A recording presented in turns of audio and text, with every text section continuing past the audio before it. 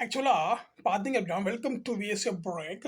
ஆக்சுவலா பார்த்தீங்க அப்படின்னா, செக் அப்படிங்கிற ஒரு கம்பெனி வந்து வார்ஸோன்ங்கிற ஒரு மெடிக்கல் ரோபோட்ட கண்டுபிடிச்சிருக்காங்க. இந்த மெடிக்கல் ரோபோட்டுக்கு 4 வீல் இருக்கு. ஜிபிஎஸ் இல்லாம செயல்படும் அப்படின்னு நெறைய பல்வேறு சிறப்பம்சங்கள் இருக்கு. நம்ம அத பத்தி தான் பார்க்க போறோம். வாங்க பார்க்கலாம்.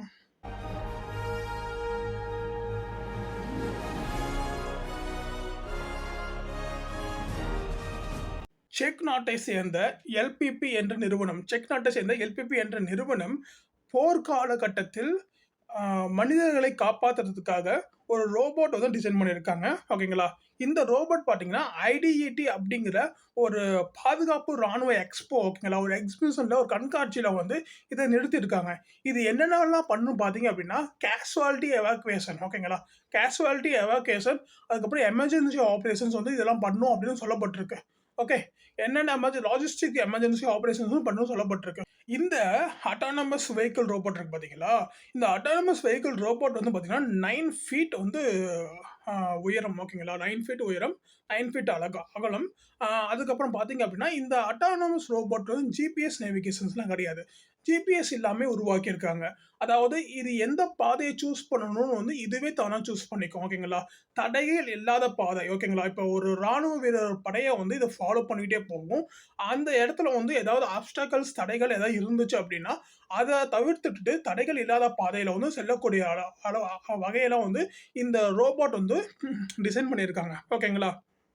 ஃபர்தரா பார்த்தீங்க அப்படின்னா, இது வந்து எலக்ட்ரோ மேக்னடிக் ஜாமர் ஜோன்ல கூட வந்து இது ஒர்க் ஆகும்னு சொல்லப்பட்டிருக்கு.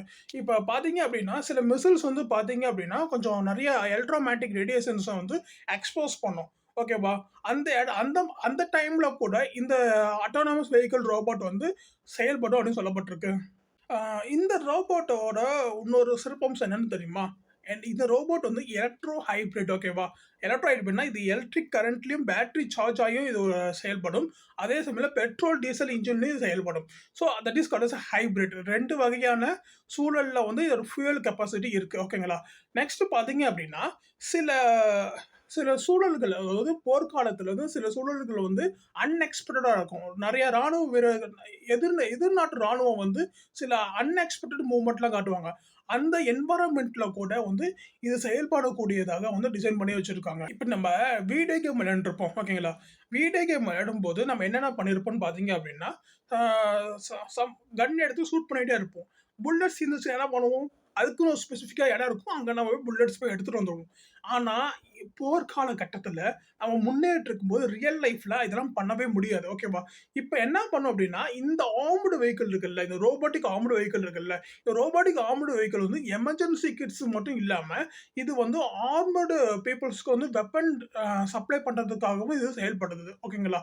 2வது பார்த்தீங்க அப்டின்னா, எதிரியோட ட்ரோன்கள வந்து தன்னோட படைய வந்து அடிக்க வந்துச்சு அப்டின்னா, இது அந்த ட்ரோன எதிர்த்து அடிக்கவும் செயல்படுற மாரி இத வந்து வடிவமைச்சிருக்காங்க. ஆ ட்ராவோஸ் அப்படிங்கிற ஒரு சிமுலேஷன் என்வைரன்மென்ட் இருக்கு. ஓகேவா?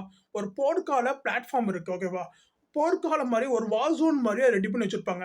அந்த வார் ஜோன் அந்த சிமுலேஷன் பிளாட்ஃபார்ம் அப்படின்னா, சாஃப்ட்வேர்லயே வந்து ஒரு ரியல் லைஃப்ப வந்து குடுத்திருப்பாங்க. நம்ம விஆர்லாம் யூஸ் பண்றோம் இல்லையா? விர்ச்சுவல் ரியாலிட்டி யூஸ் பண்றோம். ஃபர்தரா இன்னும் நெறைய டெக்னிக்ஸ்லாம் யூஸ் பண்றோம். ரியல் லைஃப்ல எப்படி இருக்கும் அப்படிங்கிறத ஒரு பிராக்டிஸ் பண்ணிட்டு தான் வந்து வார் ஜோனுக்கு போவாங்க. ஓகேவா?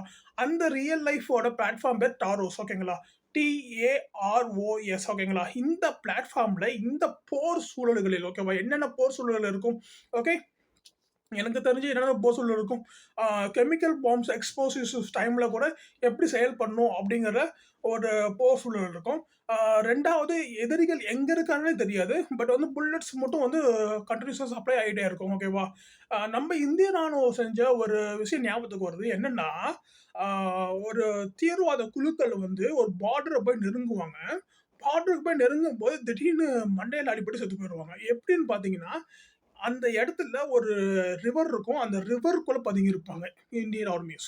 ரிவர்ல இருந்து வாட்டர் குடிக்க வரும்போது அடிச்சு தூக்குவாங்க. ஓகேவா? ஸோ இப்ப எந்த மாரியான சூழல் இது இது ஒரு சூழல் இல்லையா? இது ஒரு ட்ராப் இல்லையா? ஒரு ட்ராப்ல இருக்கலாம். கெமிக்கல் எக்ஸ்ப்ளோசிவ் டைம்ல இருக்கலாம்.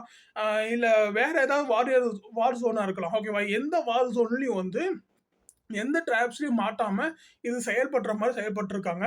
ஓகே.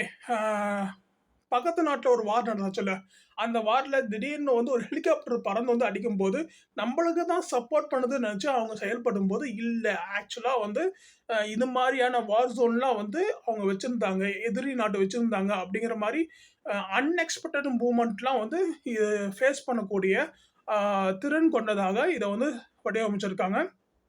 இப்ப என்ன பார்த்திருக்கோம் அப்படின்னா, ஹார்னட் அப்படிங்கிற ஒரு ரோபோட்டிக் ஆர்ம்டு வெஹிக்கிள் வந்து நம்ம பார்த்திருக்கோம்.